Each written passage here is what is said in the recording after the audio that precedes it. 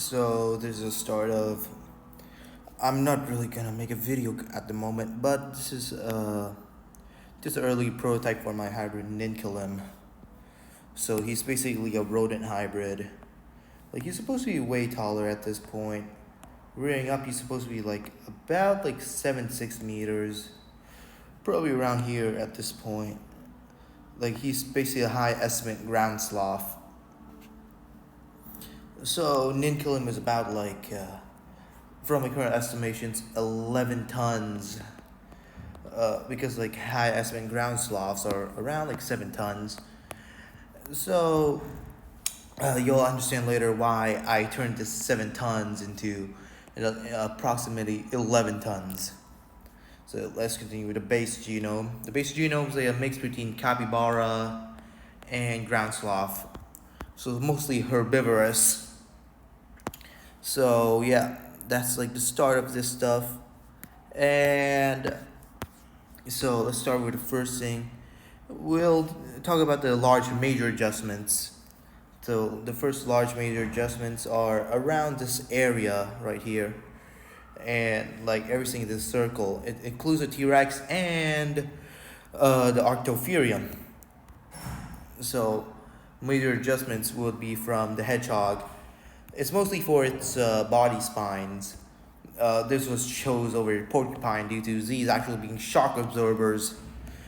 Porcupines, in actuality, could resist up to 20 times their own body weight. Next is Eurasian water shrew. It's just more congruent than the northern short-tailed shrew due to the base genome being capybara. Yeah. Next would be the gray mouse. Gray mice have been found to have probably best intelligence out of all rodents. And mice have been found to be resistant to DMT and LSD. As in, given them, they won't really have acid trips. They would turn them into antidepressants. So yeah.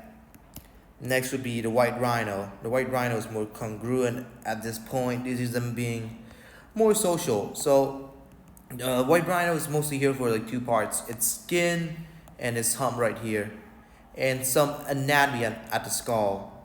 So the rhino should be kind of here too, but like, so let me continue. So we'll be taking the neutral crest over here and the shoulder crest.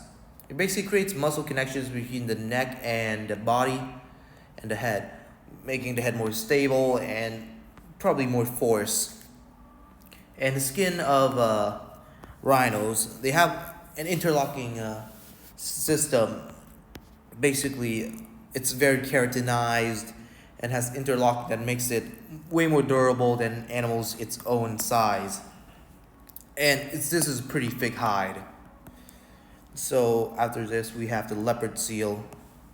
The leopard seal is mostly here for like a few things. Its ability to filter feed, and mostly its high myoglobin levels.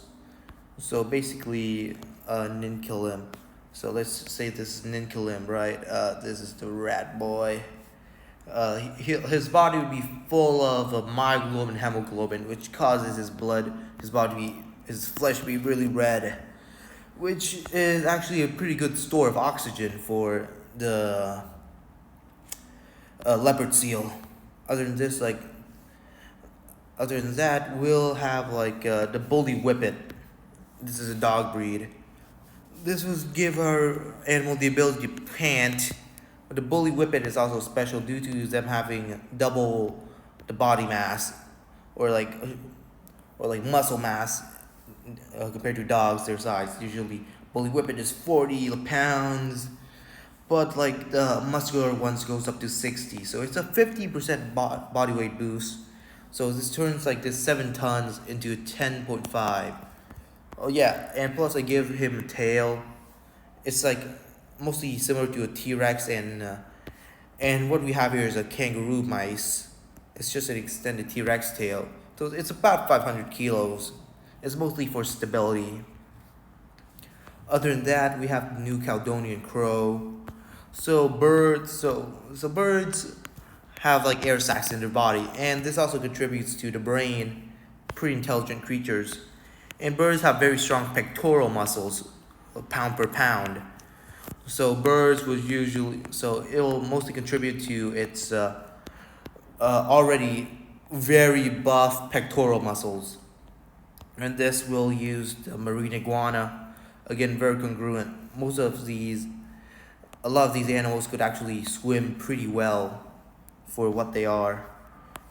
Pretty congruent with the capybara.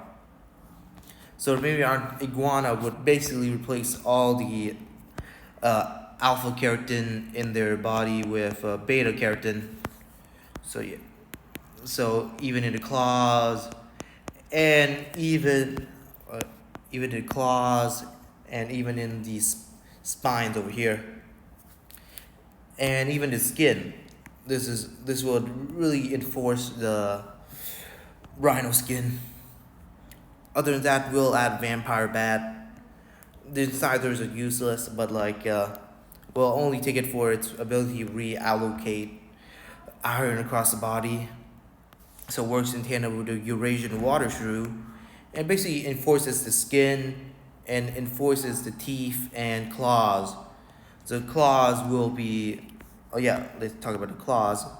Claws will be of like the anteater, so it'll basically be like anteater claws are made of beta keratin and ends with iron tips. That's what I could describe it. And Arctotherium here is just to give just to give it longer legs and longer arms. Yeah, so basically like longer, just slightly longer. This is just like small anatomical adjustments. Lestodon here is like mostly for its anatomical, for this what is it called? Oh yeah, lever. There's a lever on its arm, so it's an arm lever that increases force, and the Lestodon having bony plating beneath its skin, so give it more armor. So the anteater here, other than the claws, are also given more flexible shoulders. They have the ability to spin their shoulders around 180 degrees. So we'll adjust the sloth shoulders to have more. It'll still be very thick and able to support its weight, but it'll have anteater shoulders, so it could swing with more velocity. So let's start with the spine. So the spine is still the base genome, very thick Lestodon spine, but I'll add a bit of hero shrew. The same about hero shrew, you can't really do 100% hero shrew due to their spines being laterally very weak. It can't really go laterally, but it's very good at bending, but it's very bad at moving laterally. So yeah, so hero shrew here just to increase the vertebrae count. So increase the vertebrae count and more muscle connections in between.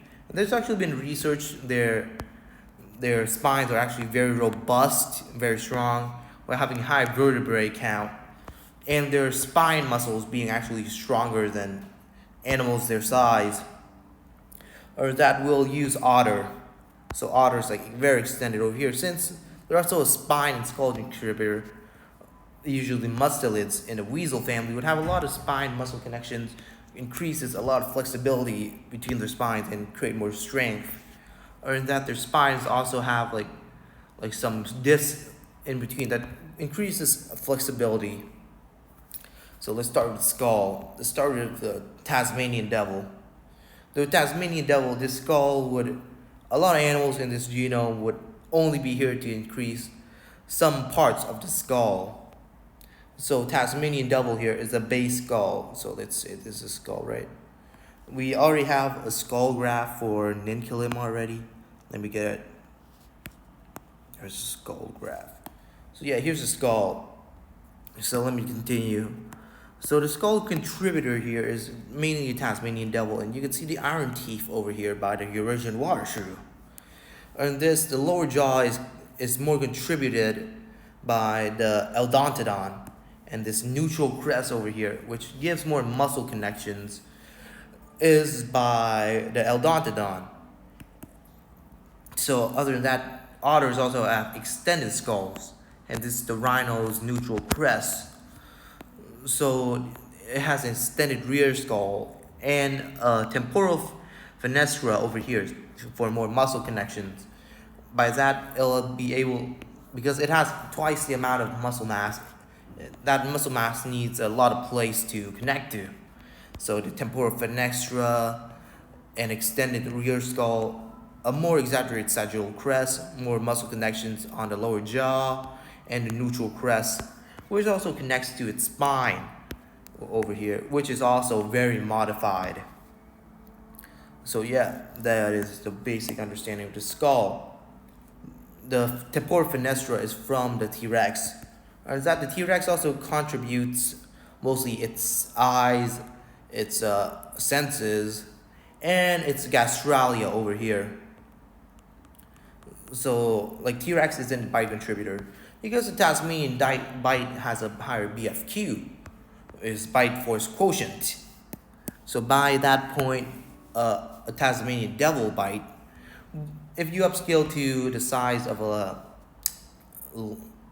ground sloth right here, which is 7 tons, you'll use the square cube law, which is 7,000 divided by 8 with here, and this is the bite force of Tasmanian devil, and then you'll get around over 50k newtons of force.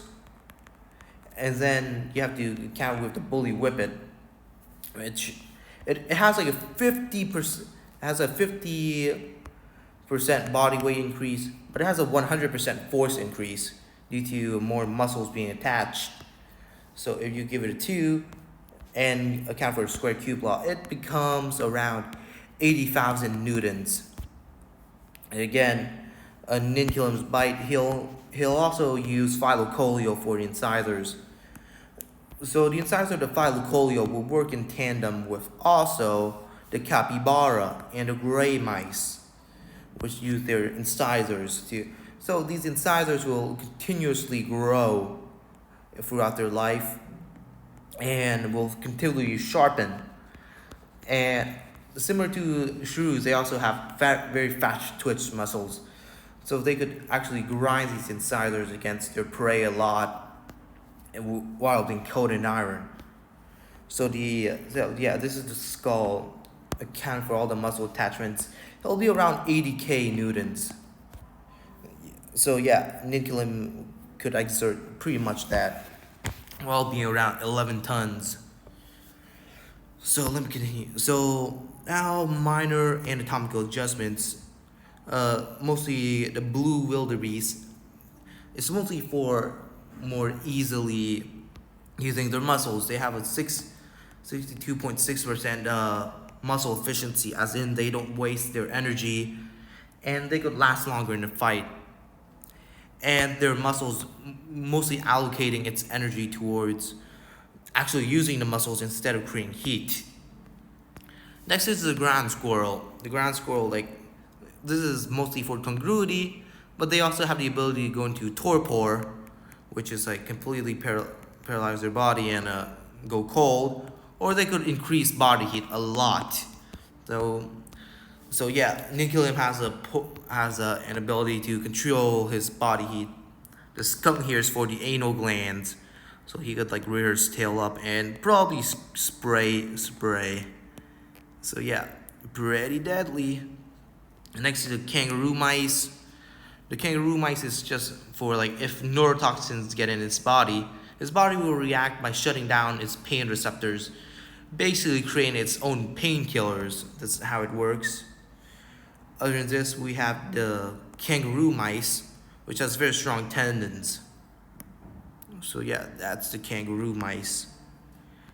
Other than that, we have the star-nosed mole, which works in tandem with the shrew, since the mole has a very fast reaction speed of 8 milliseconds, but scaling up, it will very much slow down the reaction speed. But the Eurasian water shrew also has a fast metabolism, and fast metabolism could also work well with reaction speed. So at this point, Ninkilim could actually react to something in just less than 1/10 of a second. Like he's an 11-ton animal. That's pretty fast. So this is the final one. Let me check. What animal is this again?